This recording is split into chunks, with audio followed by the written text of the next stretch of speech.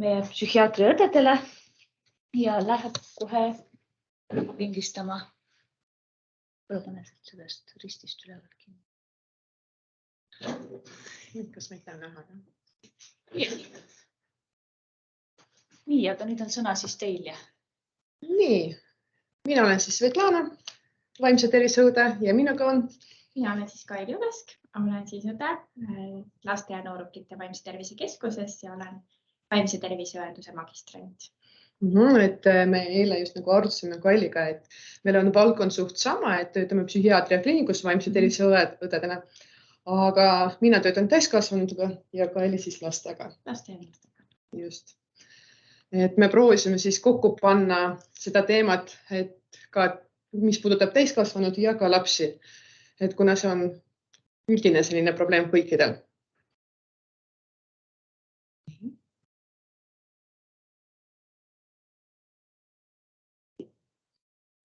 Nii, et alustada sellist nagu vestlust, mis see nutisõltuvus on, et me natukene arutleme sel teemal, mis need nutiseadmed on, millest me sõltume. See on telefonid, mobiiltelefonid, ka nuputelefonid vahel tekitavad seda sõltuvust. Seal ka erinevaid mänge on ja erinevaid tegevusi, mida võib teha. Tahvelarvutid, arvutid, televiisor, mängukonsoolid, virtuaalreaalsuse prillid ja kindad, targad autod ja majad. Need on vahendid, mis teevad meie nagu elu natukene kergemaks ja siis meeldivamaks ja tekitavad erinevaid mõnusaid meeldivaid emotsioone meile. Et liigne nutiseadmine kasutamine ei ole veel nutisõltuvus, kuid loob soodsa pinnase sõltuvuse tekkimiseks. Nutivahendi või sotsiaalmeedia liigkasutamine erinevalt näiteks alkoholi või narkootikumide kasutamisest ei ole kriminaalne. Küll aga võib sellel olla ka inimese tervisele sama kahjulik mõju. Ja teemat uurides siis oli ka meie jaoks uusi sõnu, näiteks mis on nomofoobia, et see on haiglaslik hirm mobiiltelefonita jäämise ees ja natuke uurisin ka teemat, et mis on virtuaalne autism ja elektroonilise ekraani sündroom. Et need pigem puudutavad siis väikelapsi, kes siis kasvavad üles helendavate ekraanide ees. Neil tekivad aktiivsus ja tähelepanu häirele viitavad sümptomid, nende kõneareng pidurdub ning tekivad ka suhtlemis- ja õpiraskused.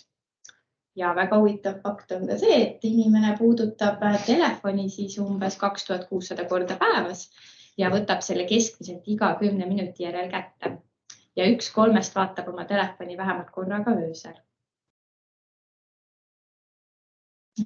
Siin oleme siis välja toonud, et mis on sellised üldised nutiseadmete kahjulikud mõjud, et liigne nutiseadmete kasutamine kahjustab siis aju. See võib tõsta ka meie söögiisu ja aitab ka kehal rasva ladestada, ehk siis tõuseb kaal. Sinine valgus mõjutab ka meie unehormooni tekkimist, mille tagajärjel siis võivad tekkida erinevad uneprobleemid.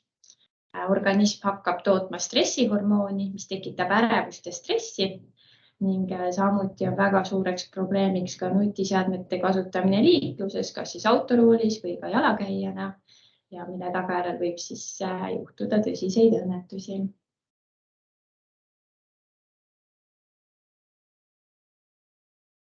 Nii, kui mõelda, kus see normaalsuse kasutamise piir, et arvuti ja internet on meie igapäevne töövahend. Et seega tõttu me ei saagi seda lugeda väga seda aega, mis võiks aluseks olla. Aga kui see tööpäev on 8 tundi, siis kindlasti õhtub see nutiseadmete kasutus võiks olla väiksem. Mis on selle terve ja ebaterve kasutamise piir? See piir läheb sealt, kui inimene hakkab seoses nutiseadmete kasutamisega eemalduma suhetest, töödest või muu olulised eluvaldkonnad kannatavad ja tegevus nutiseadmest saab kõige hõlmavamaks teiste tegevuste eest. Et inimene varem oli väga aktiivne, tegeles spordiga, joonistas, suhtles inimestega, aga mingi hetk see nutimaailm võtab terve tema aega ja ta enam ei taha kuskile minna, sest nutimaailm pakub kiiremat ja mõnusamat tegevust kui see teine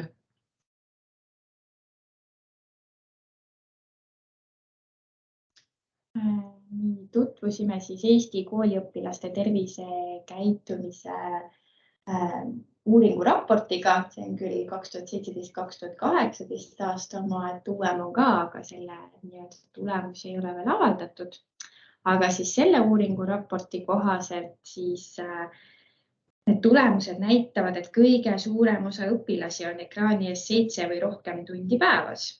Enamik nendest on nii pikalt ekraani ees küll nädalavahetustel, kuid siiski koolipäevadel neid, kes on siis ekraani ees 7 või rohkem tundi päevas, on 8%.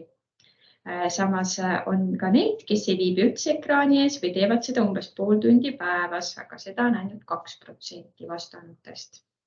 Ja soovituslikust ekraaniajast, milleks on siis 2 tundi päevas, peab kinni 21% lastest ja ülejäänud viibivad ekraani ees siis vähemalt 3 tundi. Antud uuringu raporti kohaselt on siis tugev mõju tervisele, heaolule ja õppimisele üleüldiselt. Et õpilaste hulgas, kes on siis üle 2 tunni ekraani ees, on rohkem ülekaalulisi. Samuti on nad siis ka mitteaktiivsemad ning nad ei ole ise rahul üleüldiselt oma eluga või hindavad seda keskmiseks. Samuti on neil ka rohkem terviseprobleeme. Need õpilased, kes siis veedavad arvuti või siis ekraani ees rohkem kui 2 tundi, et neile ei meeldi ka koolis käia ning nende õpitulemused on ka madalamad või siis keskmisel tasemel.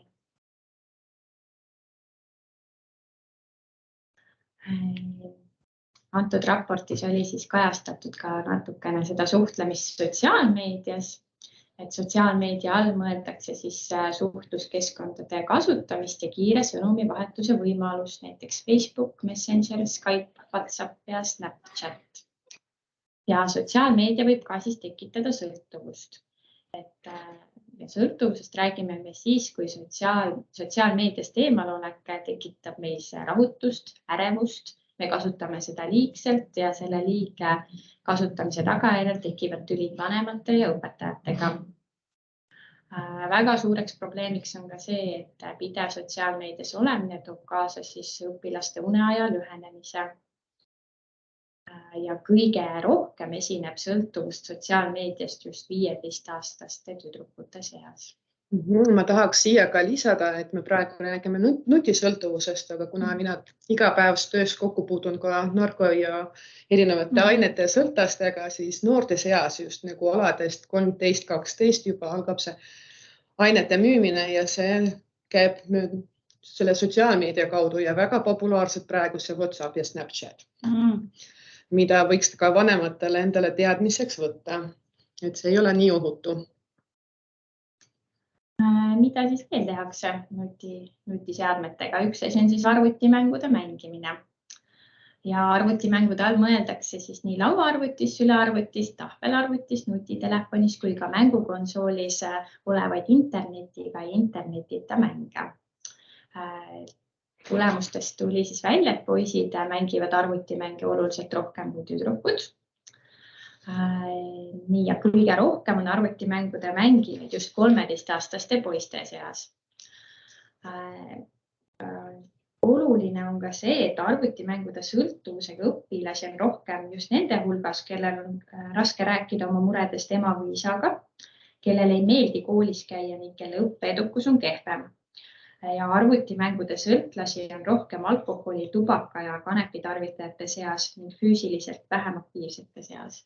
Ehk siis üks sõltuvus võib olla ka teiste sõltuvuste tekitaja põhjuseks. Ma korra küsin, et sa tood siin välja, et arvutimängud, aga kuidas on need kraabin telefonimängud? Kas need võrdsustatud? Need lähevad ka ikkagi siia.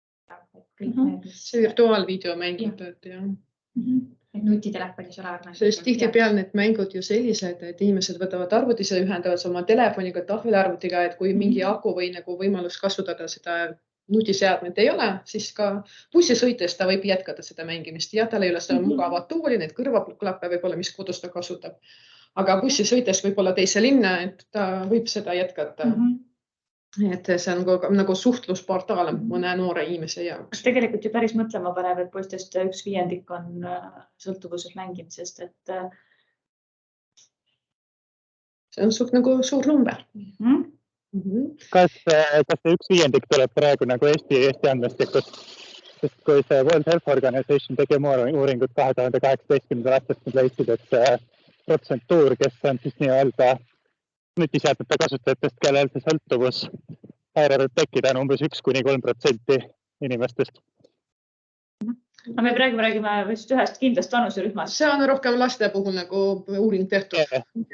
Ja mitte täiskasvanute kohta, et see on just laste kohta nagu tehtud. Ja see on nüüd 11 vanuserühmad. Ehk siis teismelised lapsed, et kes võivadki moodustada 1–3% maailma rahvastikust täiesti vabalt. Ja nad on natuke tundlikumad sellele küll. Nii, kui mõelda, et kuidas märgata ja kuidas üldse nagu endale tuvastada, et sul see nutisõltuvus võib olla, et inimesel tekib uneprobleeme, et tekib neid uinumisraskusi, rahutu uni, et lähed magama ja esimesena, mida sa nagu jõudes sinna voodisse padja peale, avad oma sotsiaalmeediat ja hakkad seal vaatama ja scrollima erinevaid sotsiaalmeedia portaale. Või kui sa ärkad keset ööd, vaatad kella, mõtled, et sa nagu nii enam ei uinu ja jälle võtad kas või tahvelarvutit või telefoni kätte. Inimene ka häiritub. Kui näiteks ta ei saa mingil põhjusel seadet kätte või kasutada, aku on tühi, laadijad pole või internetiühendus halb või hoopis on seda nagu ära unustanud koju. Et siis tekib see rahutus ja tihtipeale ta ärritub ja isegi ei märka seda põhjust, aga see võib üks põhjustes ollagi telefoni puudumine, et vaadata vahel need noored emasid, kellel on lapsed, kelle lapsed läksid alles kooli ja laps ei helista koolist jõudes nagu emale, et ta on koju jõudnud. Aga emal ei ole telefoni käepärast või laps ei helista ja see ärevus ja ärrituvus tekib, et mis mõttes sa mulle ei helista. Et ülemäärane reageerimine helidele, praegu need nutiseadmed on need kellad, mis värisevad käe peal, need helid või vibratsioon telefonile, et sulle tuli mingi teade, et haarad telefoni, kui läheduses on või on kosta seda surinat või piiksu ja kohe vaatad. Ja vahel ongi nii, et sa tahad vaadata ainult seda, mis seal teadest tulnud, avad ühe sõnumi, siis mõtled, et sa vaatad veel midagi ja see aeg lendab nii, et sa ei märgagi, et sa oled juba mingi pool tundi telefonis. Hirm millestki ilma jääda. Pead iga päev käima mõned korrad lugemas uudised ja jälgima neid sotsiaalmeedia voogu. Äkki seal midagi olulist ja sina ei tea ja keegi hakkab oma seltskonnas arutlema ja sina ei ole kursis. See tekitab ka seda pinget. See iseenesest see kellaasi ju, kella peale mina olen endal küll täiesti teadlikult nüüd maha võtnud, aga ma tean, et enne seda oli küll see, et oota, aga mis nüüd juhtus, ma pean kähku nüüd seda kella vaatama ja võib-olla ka siis reageerima sellele, kuidas ja mida ma siis teen, eks ole, et ma jumala eest seda infot maha ei magaks. Just, ta on nii oluline. Et ta nagu tuleb ja tuleb muudku peale ja lõpuks ongi raske toime tulla.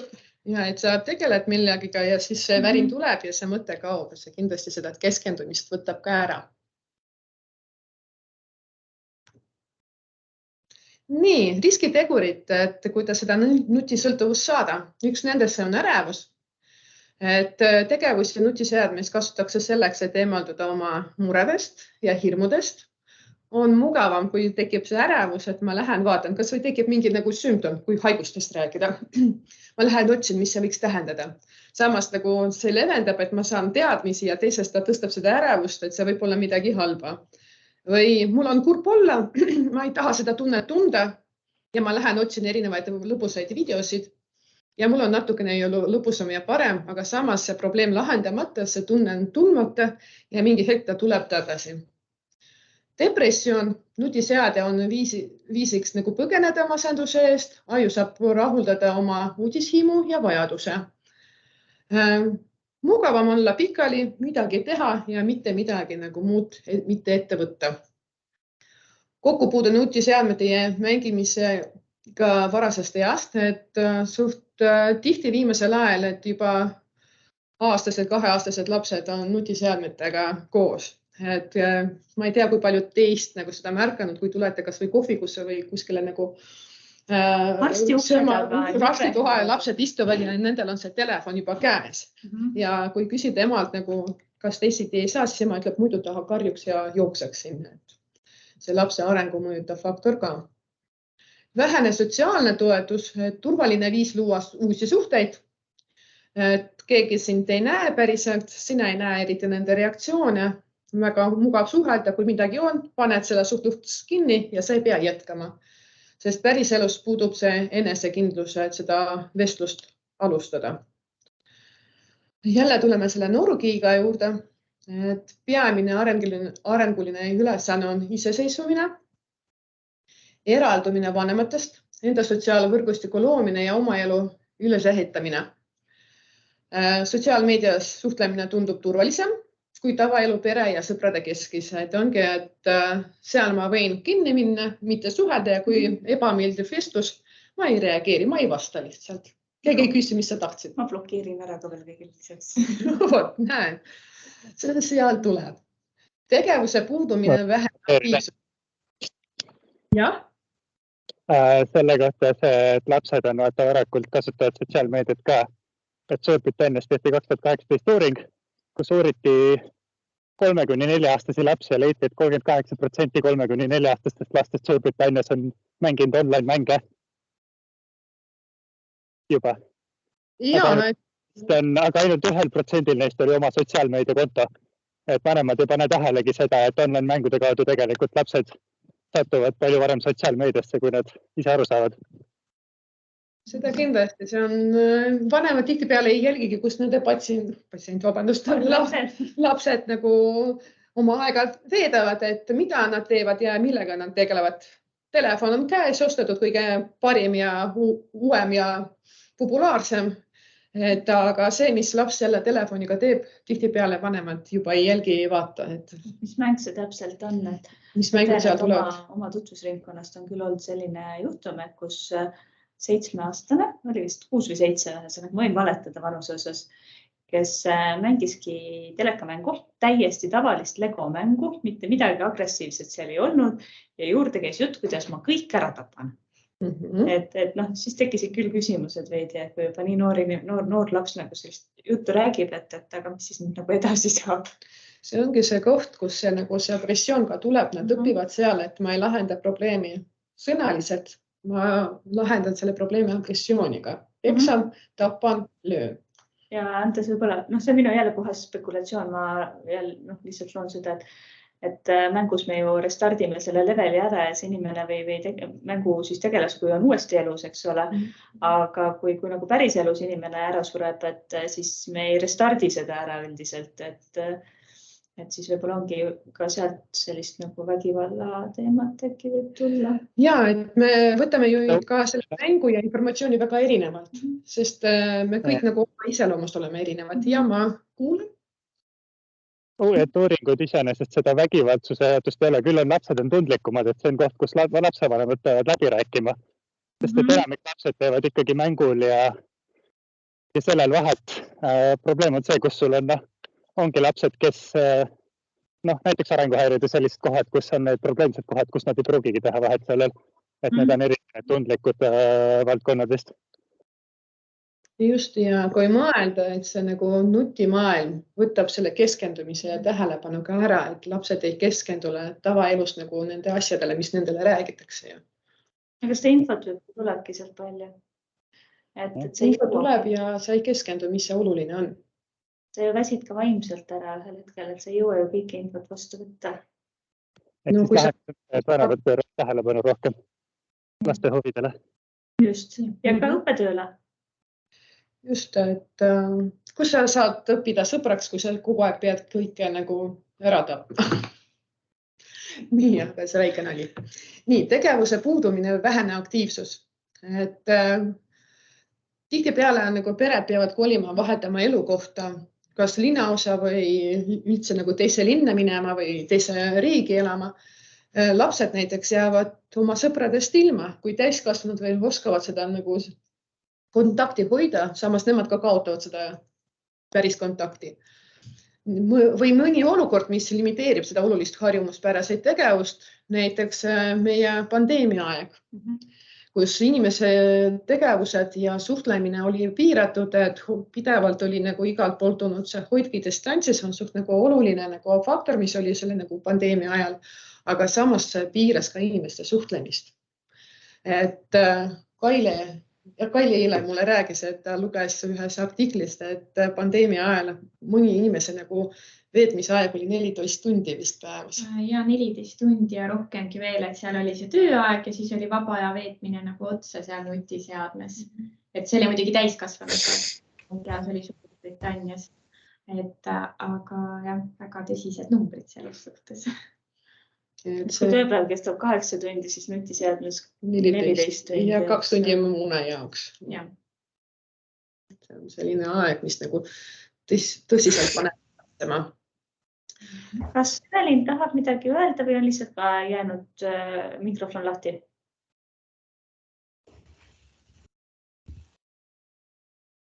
Selge.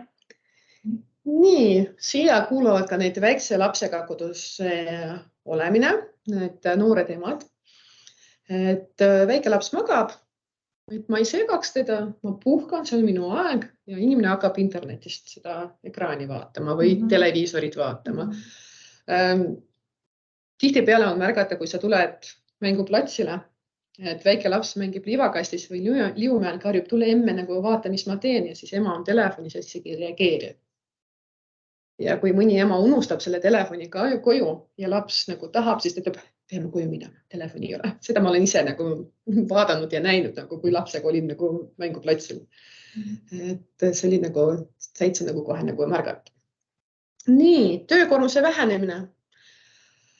Et inimene on väsinud, mõtleb, et ta kurnatud või füüsiliselt ei jaksa, ta vähendab endale töökoormust või võtab natukene koormust vähemalt mingid teise tegevuse jaoks ja märgab, et ka ei ole seda tegevust, sest see terve nagu aeg on hõivatud telefoniga või arvutiga või mingi muu asjaga või mingi mänguga.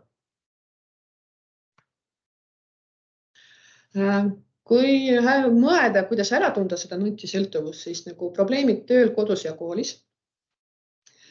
Et kui ei saa seadet kasutada, tekib rahutus, ärrituvus, viha. Inimene kasutab nutiseadet lapsehoidjana, et laps mängib, vaatab multikat, mina võin rahulikult nagu midagi teha või lihtsalt olla. Ja samal ajal ta istub ka nutiseadmes. Seda väga tihti ka nagu juhtunud inimestele märgata. Ei soovi, ei oska enam päris elus suhelda. Võrgus olles kaob ajataju. Et inimene mõtleb, et ma korraks vaatan ühe sõnumi, mul peab tulema üks väike nagu väga oluline meil. Ma korraks vaatan, aga meili taga tuleb veel teine meil, teine sõnum, siis ma kohe vaatan mingid uudist, äkki seal ka oluliselt midagi tulnud ja see läheb kuni pool tundi aega. Ei pea kokkulepetest kinni ja ei täida oma kohustusi. Seadme vabalt olles läheb mõte kohe interneti arvu maailmasse mängu või saarja juurde. Aile vaatasin hea filmi, et huvitav, mis see teine nagu sari on, et äkki vaataks, et peaks kohe nagu koju jõudma, muidu nagu ma ei jõua nagu oodata juba, et tahaks kohe. Netflixi ära uppumine. Ja, või nagu äkki juba sai nagu seda, et see teine osa juba internetis olemas, et telega saab vaadata kell 9, aga võib-olla kell 5 juba seal internetis leidub ka see teine. Et see mõte kogu aeg ongi seal nagu selle filmi juures, mitte nagu oma tegevustes. Kasutad nutiseadet enda soovimatute nagu emotsioonide maandamiseks, on see ärevus, masendus, et mul on kurb olla, mul on ärev olla, mul tekkis konflikt või mingi arusaamadus mingi inimesega, pigem, et mitte küsida või öelda inimesele, et tead, mind see solvab või see tekitab mulle valu, et mul on kurb. Inimene võtab telefoni ja suhtleb selle kaudu või pigem hiljem kirjutab talle teada, et su sõnad nagu mulle ei meeldinud. Et valetad internetis oldud aja kohta, oled seal ka salaja. On tekkinud tervisehädad, uneprobleemid, väsimus, kaalutõus või langus, valud peas, randmetes, kaelas, seljas, nägemisprobleemid. Lähedased on rahulolematud, et veedad seadmes liigselt aega. Ei suuda mobiiltelefoni käest ära panna, et ma just eile rääkisin ka kõigile, et olete kunagi märganud, kui olete kolleegidega, kui mõni tuleb tööle, ta võtab riided seljast ja mida nad esimesena võivad kätte võtta, nad lihtsalt vaatavad telefoni, nad alles tulid tööle, et see telefon on pidevalt käes. Oled nagu poes järjekorras ja inimesed seisavad seal telefonis. Isegi kui nad paariga tulnud, nad ei suhtle omavahel, igaüks on nendest nagu telefonis. See võib olla ka see, et kaoteruumides ja igal pool tegelikult inimesed ju kasutavad telefon, et ei oskagi enam niisama nagu oodata natuke. Peab kogu aeg olema millegiga hõivatud. Et ei leia oma healisi sõpru või eelistad sõpru suhted asendada seadmega, et sotsiaalmeedia on see lihtsam variant. Kas on mõni väide kehtib ka teie kohta, kes meid kuuleb praegu?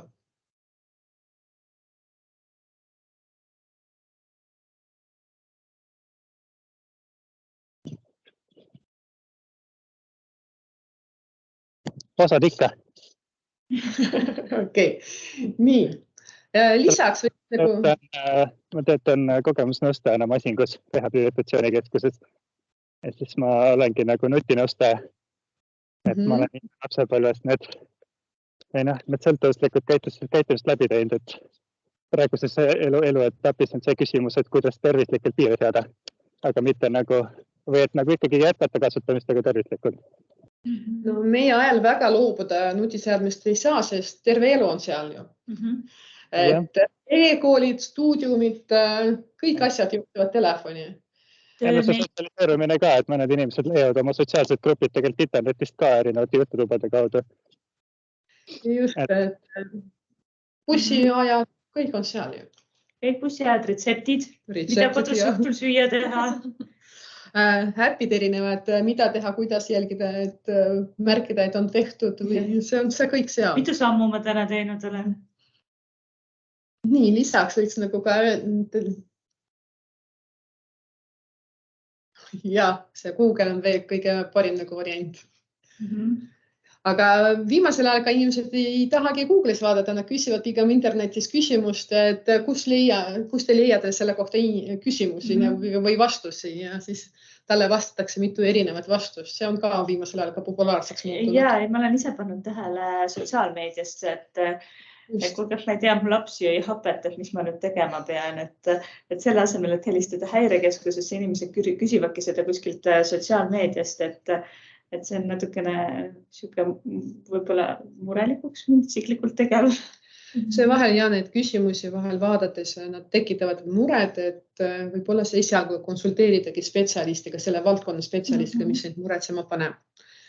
Et lisada nendele on ka selline lühikukkuvõte või lisaks on see täielik haaratus. Et pidevad mõtted oma tegevusest nutiseadme vahendusel, et kõik muud huvid on kõrvale nagu jäetud, et sa ei joonista näiteks, kui varem nagu meeldis joonistada või käsitöö teha. Sulle ei meeldi liikuda, sa ei jaluta, sest see nagu nutitelefon ja nutimaailm pakub erinevaid huvitavaid tegevusi ka. Edutud katsed, et kontrollida või loobuda sõltuvuse tinginud tegevustest nutiseadme vaba vahendusel. Et oled märkanud, et oled nagu kasutanud viimasel ajal nutiseadmed liiga tihti või palju. Proovid seda vähendada, aga iga kõlini ja vibratsioon tekitab jälle seda sama tegevust. Üks päev nagu võib mulle endale lubada selline nagu toiduga vahel mõni nagu jälgi dieeti ütleb, et nagu endale üks päev luban kõike ja siis nutiseadmega ka üks päev luban ja homme tekib see sütunne, et eile ei saanud vastu pidada, et lubasin endale 1 tund rohkem olla, aga olin terve päev. Ja see kontrollimatus vahel tekitab ka sellist nagu pinget. Ka nutisõltuvusega nagu ainetega tekib võrudusnähud. proovige, kui nagu teha endale mingi vaba päev ilma nutiseadmeta. Kohe, mis mõte tekib? Aga äkki vaataks Delfit? Et tekib halb meeleolu, tühjustunne, masendus, ärevus, ärrituvus, vihe. Kui puudub nutiseadme kasutamise võimalus või meeldiva tegevuse sooritamise võimalus, et see on see meeldiv tegevus, see telefonis olemine. Ja tegevus... Kas see on võrdsustav näiteks alkoholisõltuvusega, kus sul on füüsiline sõltuvus selles mõttes, et kui sa ei võta seda ainet ja sa oled sõltuvus, siis selle kätte sureb lõpuks ära? Ma küsiks sellist küsimust, kui palju teie kasutate oma päevast telefoni, kui tohib küsida, või nutiseadmed? Mina ise või? Jah. Päris palju. Ja kui ma ütlen praegu, et homme ainult pool tundi päevas, mitte rohkem, ülejäänud aeg teete käsitse kõike. Mis tunne tekib? Kui see vägisi tuleb, siis tekib halb tunne. See on sama nagu kõiki tead raamatut ja siis keegi ütleb, et võtab raamatu ära ja ütleb, et nüüd sa ei saa rohkem lugeda. Aga kui ma selle saan planeerida endale, siis ei ole probleemi. Et näiteks laupäeval oleks see võimalus? Jah. Et oskaksite endale tegevust leida? Aga ma mõtlen see ära ja tunne, et see ongi see, et sul on see ärevus ja rahutus, aga selles mõttes nutiseadme mitte kasutamisega, et ei sure ära. Nagu näiteks võib surra alkoholi ja ütleme rahustiste kätte. Mina ikkagi julgen väita, et arvestades ekraan mõjutab meie melatoniini tootmise taset, eks ole, ekraan pidurdab ajutööd, et siis ta võib ka mõjutada mingil määral elulisi nähte, et tõenäoliselt ei ole meil ka kellelgi nagu päris nagu sellist nutisõltuvust, mis oleks võrreldavgi raske alkoholisõltuvusega. Aga samas nad suht nagu tugevad mõjutavad meie meeleolu ja meie vaimset tervist, et me oleme harjunud, see on meie harjumus, et ilma selleta ma tean, et ma seal leian nagu, mis kell buss tuleb. Ma tean, et ma sealt saan vaadata, kui ma olen koolilaps, et ma võin kooli asju sealt vaadata, ma isegi paljud lapsed praegu ei kasuta isegi seda käsitsi nagu päevikut, kuhu peab kirjutama, mis kodutööks antud. Ja siis mingi hetk see nutiseade ei tööta. Või kaotatud? Ta on sõltuvuskäitumine kindlasti. Selle sõltuvusega, et seal on nagu vahe ka, et kas see nutisõltuvus on siis lapsel, noorukil, täiskasvanud, et tõenäoliselt kasvanud inimene, tema oleneb, eks ju, mis on sündinud, et kui me räägime nendest lastest, kes ongi siin nutiajal sündinud, nad on väiksest peale nendega kokku puutunud. Ja see mõjutab aju arengut ja need piirides lastel on ka väga raske. Et kui temal on nutisõltuvus ja temalt nagu hakata siis nagu ootama, siis et ta oleks vähem selles, see kulgeb palju raskemat, et seal võivad tekkida erinevad käitumisprobleemid, meeleoluprobleemid, et praktikas ikka olen nagu märganud siis, et tegelikult käitumise meeleoluprobleemid võivad väga suureks minna. Aga mis see teie arvates see lahendus oleks näiteks? Kuidas see nagu rehabilitatsiooniprotsess käiks? Sinna meil natukene jõuame, et me hakkame sellest ka räägima pärast, et mida võiks enda jaoks nagu ette võtta, et kuidas seda reguleerida. Minul tuli praegu meelde. Super, kui ma vahele segan nii palju. Väga hästi ütlegate, aga mul tuli meelde, et novembrikuus oli meil tegelikult üks täpselt 6 aega tagasi oli radioloogia tehnikud viisid läbi ühe vestlusringi, kus nad rääkisid seda, et nad järjest enam leiavad uuringutes nutikaelasid, mis on juba ka tegelikult ja pöidled, artriidid ja kõik muud asjad, mis ju tegelikult on juba ka füüsiline ilming, eks ole, ühele sõltuvushäirele. Ja laste puhul kindlasti ka see, et need tasusüsteemid ja asjad tegelikult ei ole ajus välja arenenud ja kui neile antakse see nutiseade, et siis pärast nagu leida sinna midagi muud, mis lapsele huvi pakuks või mis teda motiveeriks. Et kui nutiseade on talle nii kiiresti ja mugavalt andnud selle uue ja nii-öelda õnne toova asja, et siis pärast nagu mingid muud huviala ringi sinna leida, et laps nagu ka oleks nõus kaasa tegema. Et ta olekski samasugune atraktiivne, värviline, erk ja selline mõnus ja huvitav. Et kui praegu on iga lülitan välja, panen teise käima ja see selline, et nagu siis trennis käimine on suht sama nagu tegevus, sa lihtsalt arened ja nagu teed endast nagu füüsiliselt nagu tugevamaks või joonistad paremini. Nii. Tegevusi nutiseadme vahendusel kasutatakse ka probleemidest põgenemiseks, meeleolu tõstmiseks, et seda me ka mainisime.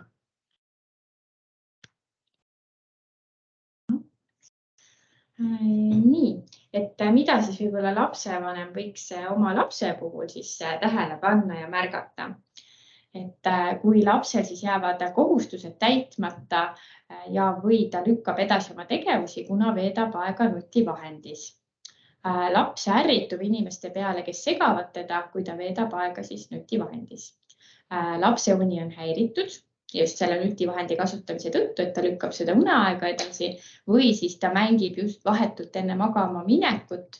Ehk siis nagu on teada, et 2 tundi enne magama minekut tegelikult ei tohiks ekraane vaadata ja selle tõttu võib siis nii-öelda lapse see melatoniini tootmine nagu edasi lükkuda, väheneda ja siis tal ei tule und.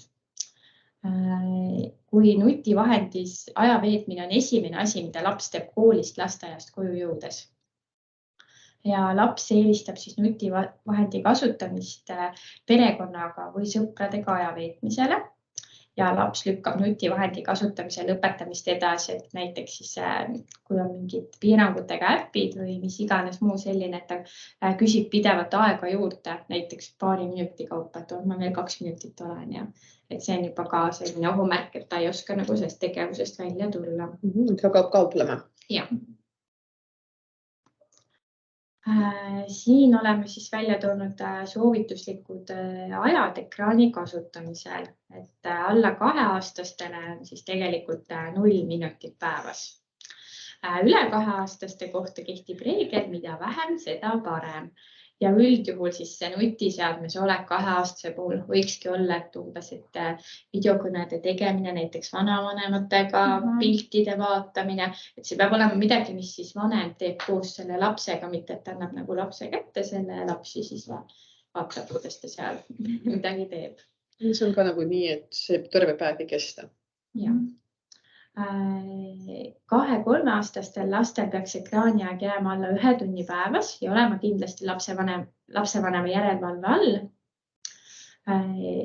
Et see on ikkagi 2-3-aastane laps, ta istubki koos siis vanemaga seal telefonis, kui just on see telefon, see seade, mida ta kasutab. Või siis tõesti vaatab mõne multika, aga see ei tohiks tegelikult olla niimoodi, et tund aega jutti, vaid nagu jaotatud ära.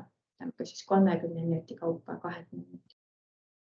3-5-aastastel lastel peaks ekraani aeg jääma 1 tunnini või vähem. 6-10-aastastel lastel ei tohiks ekraani aeg ületada siis 1,5 tundi ja 11-13-aastastel kuni 2 tundi päevas. Täiskasvanute puhul siis ma leidsin sellise soovituse lõpuks, et ei olnud nagu väga välja toodud neid soovituslikke aegu, aga kuna täiskasvanute töö siis sageli hõlmab ka ekraani taga olemist, et siis väljaspool tööaega peaks siis jääma ikkagi alla 2 tunni.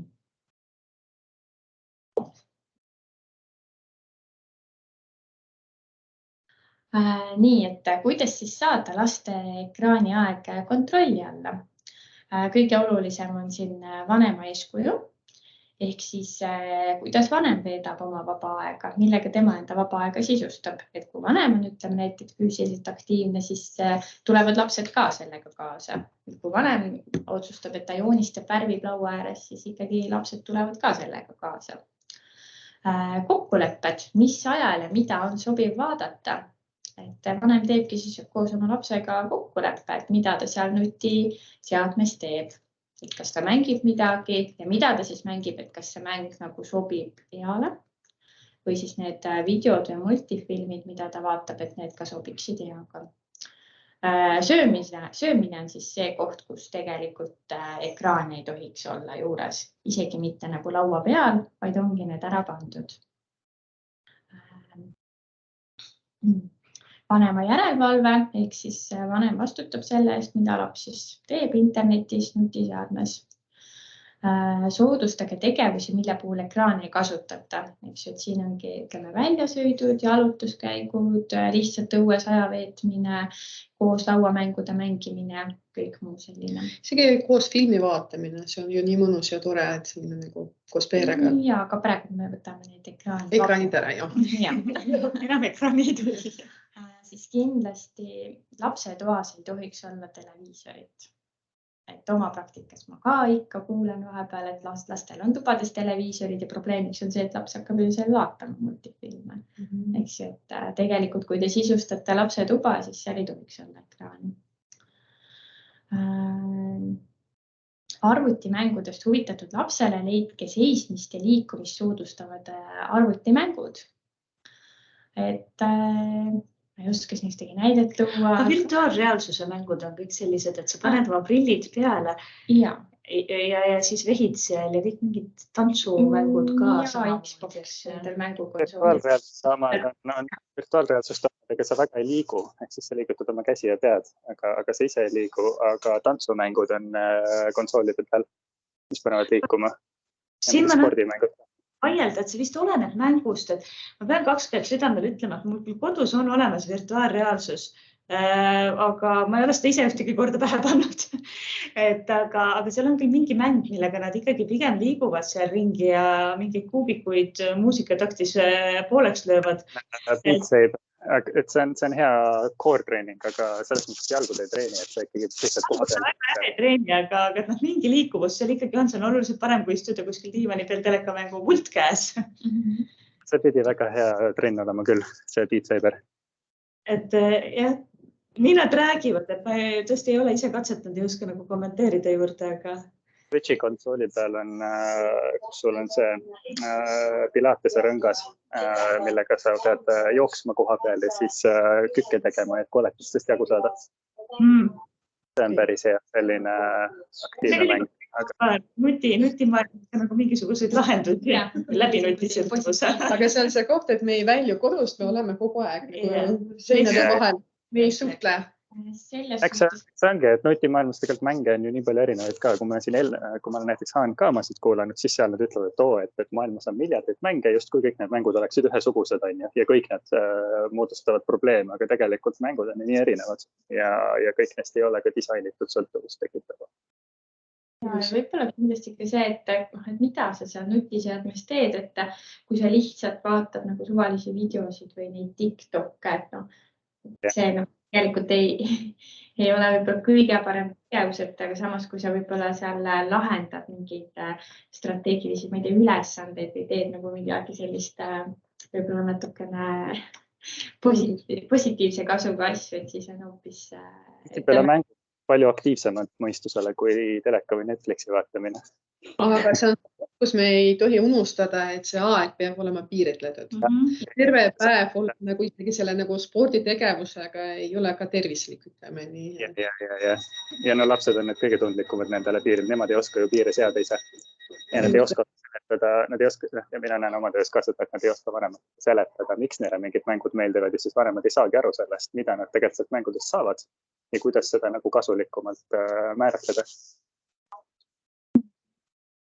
Ja siis 2 tundi enne magama minekut paneme nutivahendid kinni, et sellest me juba rääkisime natuke.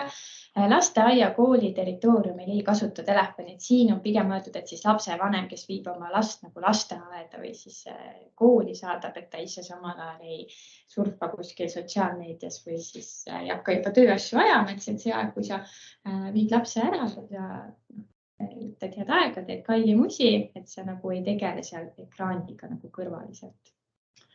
Ja autosõidu ajal ei kasuta nutivahendeid. See ka kehtib vanema kohta siin. Ja on ka siis mitmeid selliseid rakendusi, mille abil saab siis seda kasutamist piirata, et siin on mõningad sulgudes välja toodud. Selle nagu filmi vaatamise kohta, miks ma mainisin seda, see on piiritletud aeg, 1,5 kuni 2 tundi, et lapsed õpivad, et nad vaatasid filmi ära ja nad võivad nagu edasi jätkata oma tegevustega, kas või joonistamisega või ei kuulnud, palun korda. Lapsed tahavad ju kordust, vaata. Ja, aga samas sa niimoodi õpetad ka last, et sa võid korrada seda järgmine päev, aga sa õpid seda reguleerida, et sa vaatad ja järgmiselt nagu sa jätkad nagu teise tegevusega. Muidu kus lapsed nagu õpivad seda?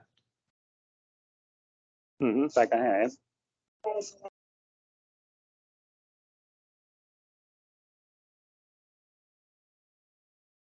Nii, kuidas lähedast võiks aidata, et kui sa märkasid, et lähedasel on nutisõltuvus tekkinud või arenemas, et pereliikmetel peab olema üksmeel.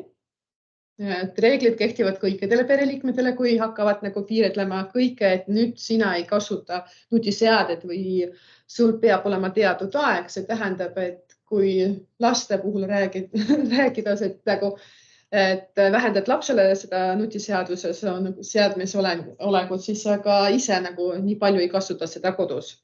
Et see lapse vanema eeskuju on väga oluline. Näita, et sa hoolid. Ütle, et sa ei süüdista ega ei kritiseeri, vaid oled mures mõningate muutuste suhtes, mida oled märganud.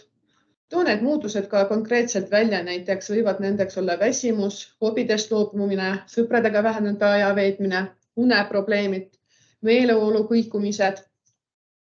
Määratlege tegevused nutiseadmes ja nendes kulub aja hulk. Et näiteks, kui laps väga tahab mängida ja tal on õppimata neid kodutööd, siis teha kokkulepet, et sa õpid oma tööülesanded, koduülesanded ära ja siis nutiseadmes mängimine on selline väike preemia.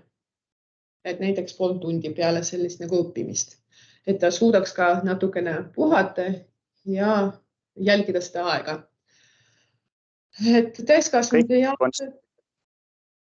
Ma pean just, et kõikidel konsoolidel ja nutiseadmetele need parental settingud tegelikult üle, et vanemad võiksid ennast nendega kurssi viia ja üles otsida. Sea mõistlikud, realistlikud reeglid. Proovige koos reeglid ja piirid luua. Et väga oluline, et sa, kui laste puhul, nagu praegu rääkida laste nutisõltuvusest, et oleks hea, kui vanemad arutleksid lapsega, et mis nende jaoks muutus võiks olla ja millest nemad võiksid nagu alustada ja millega nemad oleksid nõus. Et tihtipeale vanemad ütlevad nüüd stopp, sina ei tee seda ja laps täitsa nagu ei osale seal arutelus. Et oleks hea, kui need reeglid oleksid nagu arutatud ja kooskõlastatud selle inimesega, kellega nagu see nagu seotud on. Et pea meeles, et sa ei püüa saavutada lähedase üle kontrolli, vaid töötad selle nimel, et vabaneks psühholoogilisest sõltuvusest. Et ta teaks, et ka ilma nutiseadmete ta oskab midagi endale ette võtta, kas või lihtsalt aknast vaadata ja nautida seda ilma, mis seal aknast nagu tuleb. Toeta lähedast teiste ja uute tegevuste leidmisel ja sooritamisel. Kas või koos igaõhtune jalutamine. 15 minutit. Ei ole palju, aga see on mõnus koos aja veetmiseks. Ja toeta, kui ära õigust. Et nagu siin on tore, kui kõik võtavad samasuguseid reeglid omaks. Et kui mõni elukaaslane mõtleb, et tema elukaaslasel on see nutisõltuvus ja tahaks vähendada, siis seda ei juhtu nii, et üks on telefonis, teisele öeldakse, et vaata, sina ei tohi seda teha. Aga täiskasvanu puhul see loeb, et nagu teevad kõik koos, et leiavad endale mingit tegevust. Kas või koos õhtusöögi tegemine. Nii, mis aitab siis vabaneda nutisõltuvusest? Toob õhtul nutiseadmest, et näiteks kodus nagu keskne koht, kuhu kõik toovad oma seadmed sinna, mingi karp või mingi kummut või kapp, et kõik tulevad ja mingi teatud kell panevad oma nutiseadmed sinna ja nad rahulikult ootavad neid hommikuni. Tee endaga kokkuleppe, et näiteks söögilauas peale ärkamist ja enne magama minekut 1-2 tundi ei kasuta nutiseadmed. Koosolekul õppides, tööülesandeid täites, telerit vaadates, et vetsus ei käi nagu nutiseadmetega ja see kõik nagu täitsa teostatav. Ma just hakkasin mõtlemagi, et tegelikult nutiseadmed käivadki meiega koos, sest et mis meid üles hommikul äratab enamasti. on nutiseadmed, kui paljud kasutavad siis mingit äratuskella kui sellist, eks? Aga okei, kui see nutiseadme on nagu äratuskell, lülitad välja ja jätkad juba siis hommikuste tegevustega, mitte nii, et sa kohe vaatad uudiseid. See on see mõte. Ja nüüd mõtlengi, kui sul on see nutiseade lähedal, siis on juba kiusatus seda näppida oluliselt lähemal. Ja kui ta on näiteks autosse ununenud, eks ole, et siis see keset tööd sellele tõenäoliselt järgi ei lähe ju. No ei olukord erinevad. Tegelikult tööseks peaks üldse selle panema vaikse peale, et sa ei kuuleks neid mingisuguseid teateid, mis siis tulevad. Isegi mitte värina peale ei tasu jätta, et tegelikult inimene reageerib nendele lihtsalt kiiresti. Siia me jõuamegi, et keelateavitused. Et sina võiksid nagu otsustada, millal sa selle nagu telefoni või arvuti lahti teed. Ja mitte seade reguleerib seda, et tuli kõlin ja sa vaatad. Sa ise otsustad, et ma tean, et 2 korda päevas ma vaatan ja sellest mulle piisab. Et ole ise nagu oma nagu tegevuste peremees. Oma tegevuste peremees, kontrolli ise neid. Et mitte reageerides iga piiksule. Sest tihtipeale, kui on kuskil nagu kas koolidusel või kohvikus, kellegi see piiks tuleb ja kõik vaatavad oma telefoni. Mina olen siin, ma arvan, et see oli 3 aastat tagasi, kui ma magistriõppes olin, alustasin just, et siis ühel hetkel ma sain aru, et ma ei suuda enam õppida sellepärast, et kogu aeg see kell pläriseb ja siis telefon pläriseb ja täna siis ma olengi, kõned tulevad läbi ja sõnumid tulevad läbi, aga mitte ühtegi muud teavitust mul enam telefonis ei ole, ei öösel, ei päeval. Just sellepärast, et mul oleks aega ka millegi muuga tegeleda. Just, et sa ise reguleerid neid asju. Et leia endale alternatiivse tegevusi ja asendale alternatiiv ehk meeldiva tegevusega, lauamängud, käsitöö, muusika kuulemine, sport. Neid tegevusi üsna palju, et ainult nagu mõelda peab. Igal ühel need on huvitavad. Mina panin kõik nagu need populaarsemad, mis nagu tavaliselt nagu iga inimene leiab käsitöös. Kas või lihtsalt joonistame värvimine, et see on see koht, mis nagu lihtsalt. Võib-olla, kui juba on selline liigne nutiseadme kasutamine ja sa tead küll, et mis sulle veel teha meeldib, aga sul ei ole nagu silme ees neid asju. See võib-olla soovituslik, et asjad ilusti kirja panna. Et sul on nagu kirjutatud ilusti, et mulle meeldib tegelikult jalutamas käia. Et ütleme nii, et kui see nutiseade on juba nii oluliseks saanud, et siis see aju nagu unustaks ära, et mulle meeldib midagi veel teha, eks ju. Et siis oleks hea, kui need on nagu välja kirjutatud. Just, et meeldivad on tegevuste nimekiri.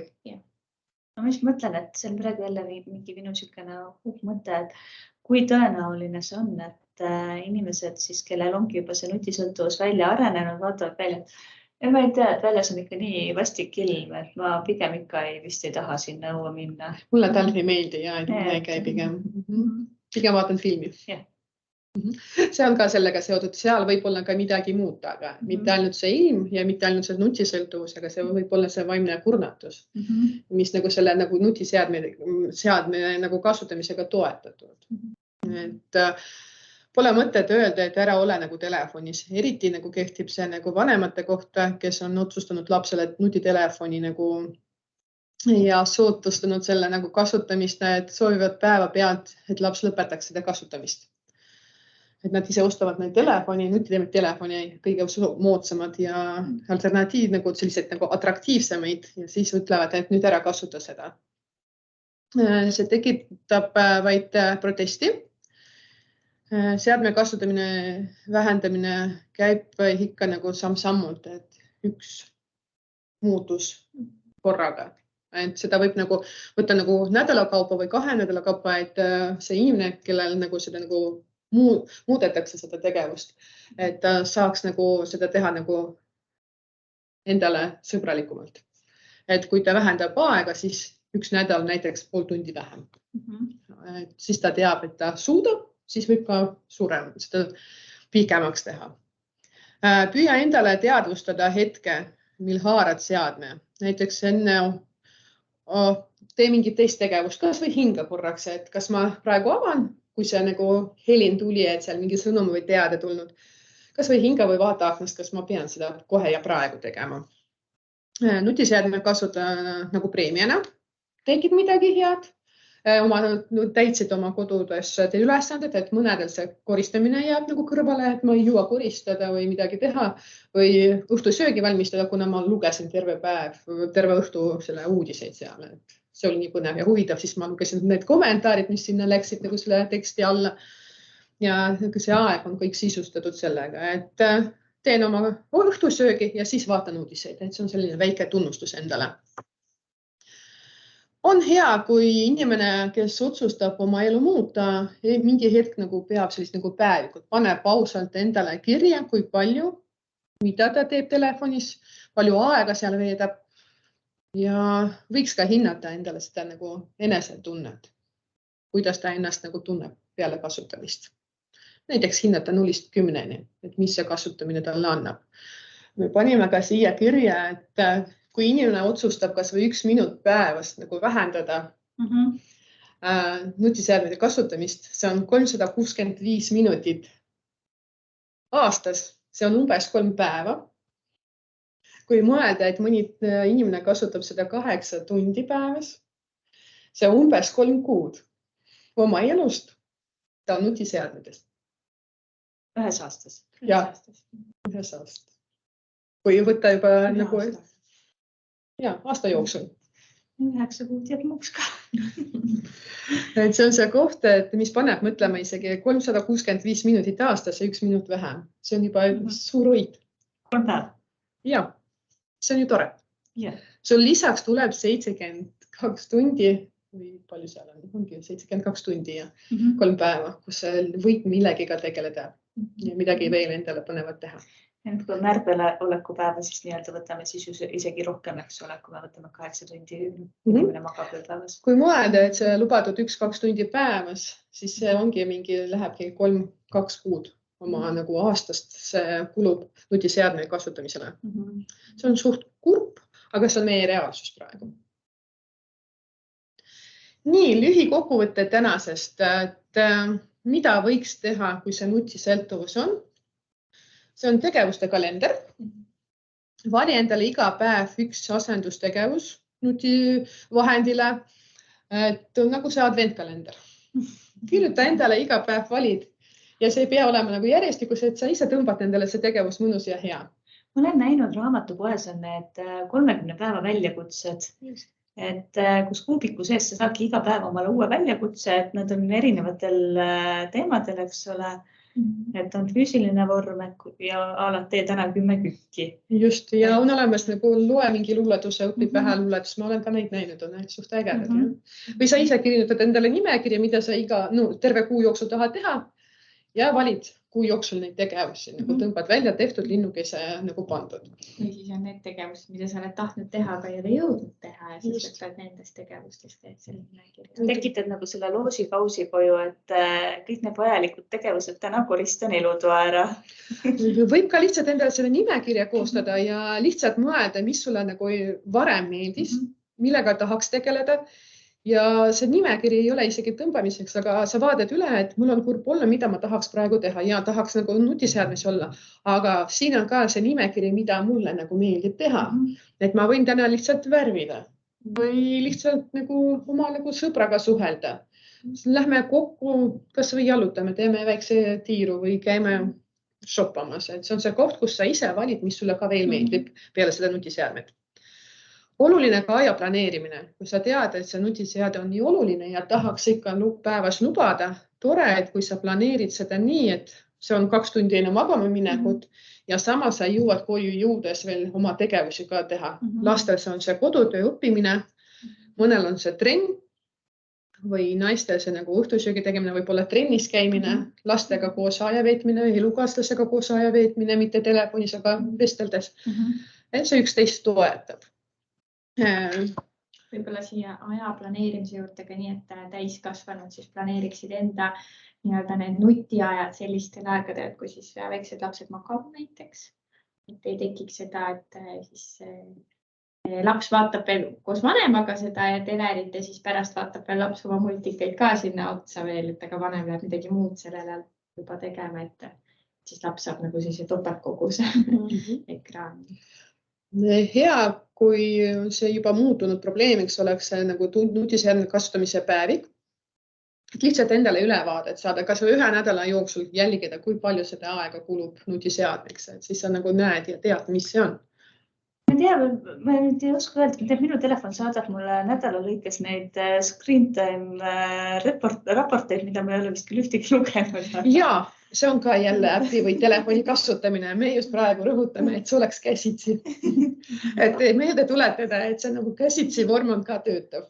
Ja ma ütlen, et äpp on äpiga, aga paberil sa näed, mis täpselt toimub. Sa keskendud iseendale.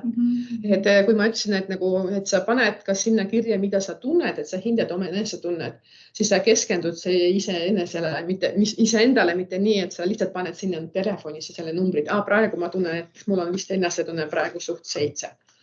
Aga kui sa paned sinna paberile, sa keskendudki sellele, mis mul praegu on, sest mul selle telefoni, mis nagu ootab mind praegu, ei ole. Et ma panen kirja, kui palju, mida ma olen täna teinud ja siis ma vaatan, kuidas mu enesetunne on. Nii, kirjuta enda jaoks neid nutiseadmete kasud ja kahjud ja ole endaga ka aus. Et mu rääkimine täna juba nii pikk. Et kui kahjulik ja kui kasulik see on, kui need uneprobleemid või need meeleolu kõikumised tekkinud, et see kehakaalu tõus on, kui palju sa nagu ennast, kui hästi sa ennast tunned sellega.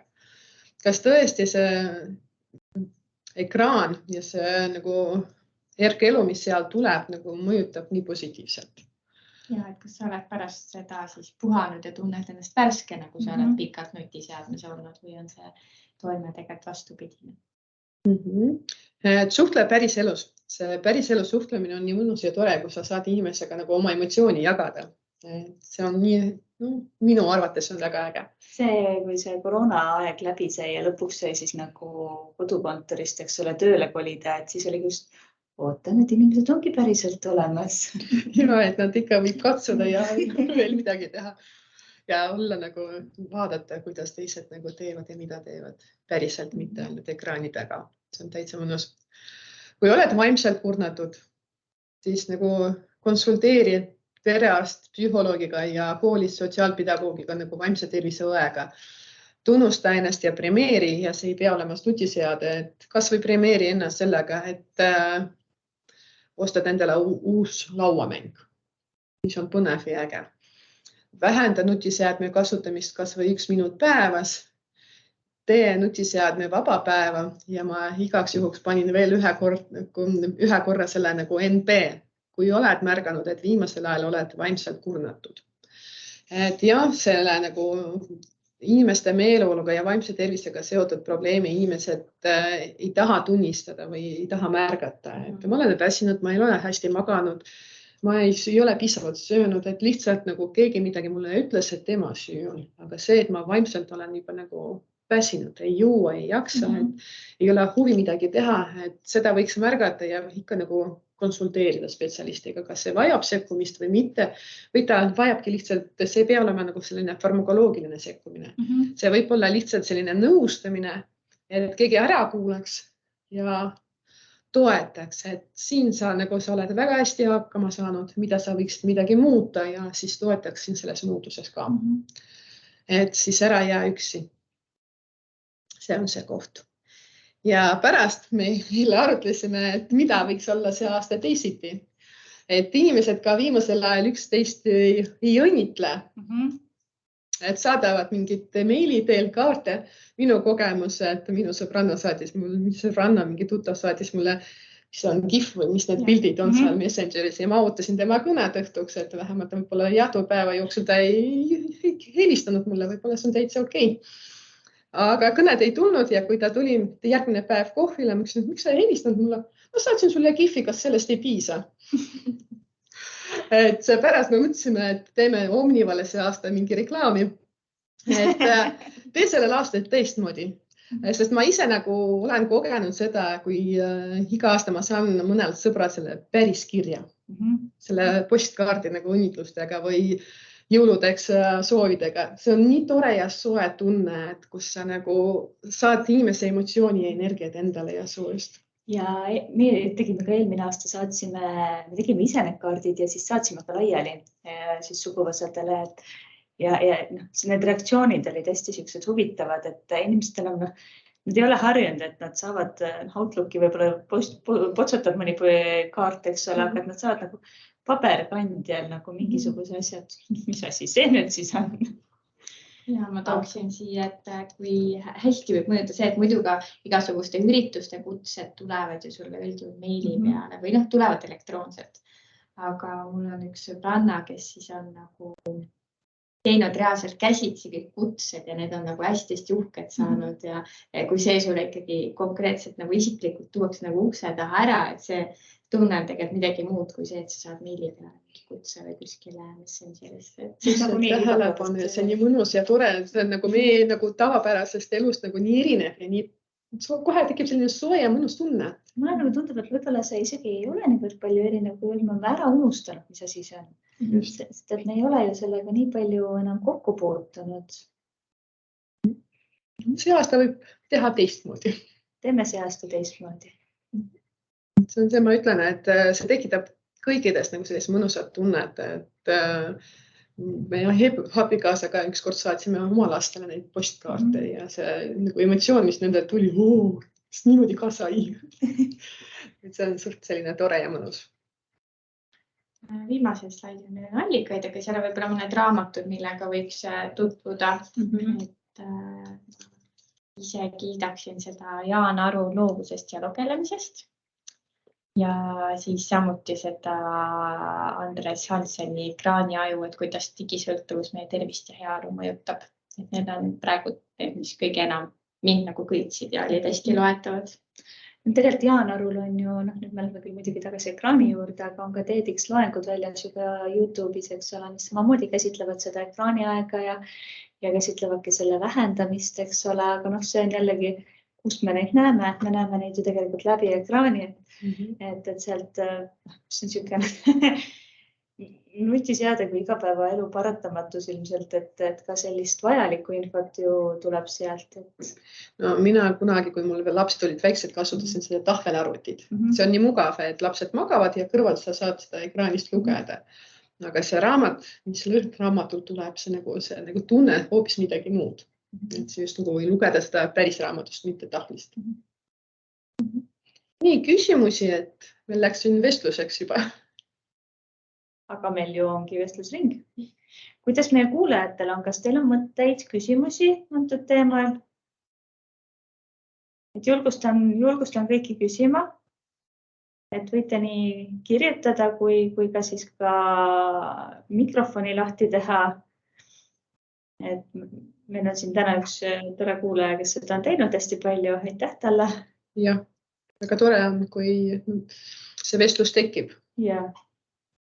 Mina tahaksin küsida selle kohta, et kas te olete nagu enda praktikas näinud seda, et nagu nutisõltuvuse või nutiseadmete nagu liigsel tarbimisel tekib näiteks, et seda on suht palju tänapäeval, et on see aktiivsus tähelepanu häire, mis näiteks just noortel täiskasvanutel on, kes ei ole nagu lapsest saati kasvanud nutimaailmas, aga näiteks neil on teismeeas nagu kasvanud nutisõltuvus ja siis selle tagajärjel näiteks võib allanduda, et kas te olete märganud, et seda on nagu rohkem võrreldes nagu näiteks varasema ajaga? Saan ma küsimusest õigesti aru, et kas siis just noorukite seas, kellel on juba tekkinud nutisõltuvus, et neil on tekkinud aktiivsus tähelepanu häire sümptomid? Näiteks küll, jah. Ja, et kas need on omavahel nagu seotud? Jah. Et selles suhtes et liigne nutiseadme kasutamine tekitab keskendumise raskusi. Et see ei pruugi olla nüüd päris aktiivsus tähelepanu häire nii-öelda diagnoos, aga ta tekitab selliseid tähelepanu ja keskendumise probleeme küll. Ja võivad olla tundlikud selle suhtes, tundlikumad. Ja kui me räägime ikkagi nutiseadme liigkasutamisest, siis tõenäoliselt on seal häiritud ka sellised eluks vajalikud asjad nagu uni, söömine. Suhtlemine, liikumine. Ja, et see juba kõik tekitab siis sarnaseid sümptomeid. Ja, et just see nutisõltuvus ja ADH on nagu käivad kõrvuti, aga see ei pruugi olla otseselt see aktiivsus ja tähelepanu häire. Ta võib anda sarnaseid sümptomeid. Ja, et tegelikult ju Ütleme, et oleneb midagi, siis ütleme, toome näiteks, et siis see nooruk, kes seal on liigselt nutiseadmes, tegeleb ainult siis ütleme mingite mängude mängimisega, kus on siis võib-olla vahepeal need ebaedud asjad, et need paraku viivad sellise kergesti ärritumiseni, vihastumiseni, et sealt juba siis võib tunduda, et siis see nooruk on võib-olla impulsiivne. Et siis jah, annab sellised sarnased sümptomid, aga kui nüüd see nutiaeg normaliseerida ja vaadata, et mis siis nagu juhtub, kui need sümptomid vähenevad, siis tõenäoliselt ikkagi seal lapsel ei ole seda diagnoosi. Täiskasvanutel on see sama, et kui see omavahel seost leida, et siis peab natukene ka vaadata, mis seal taga veel on. Siit on vist raske korrelatsiooni leida ka, sest ATH-d on hakatud diagnoosima alles suhteliselt hiljuti. Et ma ei tea, kas see korrelatsioon tuleks sealt välja ka. Me praegu selle aktiivsus tähelepanu häirest ei hakka räägima, sest meie teema natukene teine. Ta mõtles pigem võib-olla, kas see on seotud sellega, et... Nad võivad olla nagu omavahel seotud, aga ei pruugi. Et alguses oli ka see slaid tagasi. Või see nomofoobia need. Kohe teine slaid vist oli see nomofoobia. Kolmas. Et seal on see virtuaalne autism ja elektroonilise ekraani sündroom. Et siin on ju ka tegelikult ongi, et kirjeldab selliseid aktiivsust, tähelepanu häireid, kõnearengu pidurdust. See on küll nüüd võetud sinna väikelastel, aga ütleme, need uuringud, mis on nende kohta tehtud, on see, et kui see laste see ekraaniaeg saab kontrolli alla, siis need sümptomid kaovad ära. Ehk siis tegelikult neil ei ole siin autismi diagnoosi, ei ole ATH diagnoosi. Ma arvan, et see on jällegi üks minu mõte, mis võib-olla üldse ei pruugi tõele vastata, aga ma mõtlen, et kui meil ongi laps, kellel on see nagu ekraaniaeg ongi natuke käest ära, et võib-olla siis mingi kokkulepped, et ma ei tea, 3-4 iga päev või midagi sellist. Seda peab arutlema ja jälgima ja kui tekib kahtlus, et pigem nagu konsulteerida spetsialistidega, et võib-olla nemad aitavad ja toetavad nagu muutmises. Väga sageli ka need noored, kellel on seal keskendumise ja tähelepanuga probleeme tunnia, et viimasel on ka seda, et pigem tuleb sealt välja mingi meeleoluhäire, kui siis see aktiivsus tähelepanuhäire. Seda peab enne väga põhjalikult nagu uurima ja vaatama, et millega see laps või noor nagu tegeleb, et üldse nagu seal diagnoosi. See depressiooni nagu üks sümptomites on ka keskendumisraskused ja huvi puudumine ja siis tähelepanu ajub, et sest ta ei suuda nagu midagi teha. Ta peab ennast sundima ja see tekitab veel rohkem seda probleemi.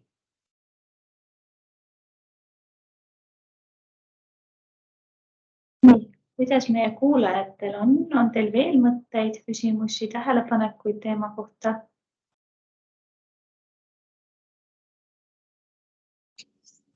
Kaasnõustajana väga asjalik oli. Väga meeldis.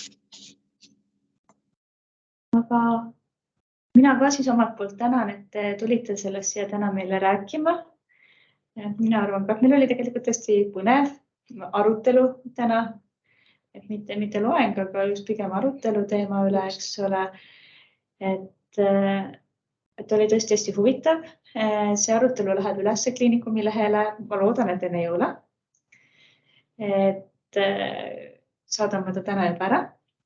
Ja siis kellel on huvi või kes tahab soovitada oma kaaslasel võib-olla seda vaadata, et siis saab seda ilusti järgi vaadata. Ära ta sealt lähiaastatel kindlasti ei kao, võib-olla siis, kui tuleb uus teemakohane loeng, siis võib-olla tõesti kaob ära. Aga nii kauaks, kuniks uut tasemel ei ole panna, siis ta sealt ära ei kao. Ja mina väga tänan, et tulite täna siia kuulama. Aitäh!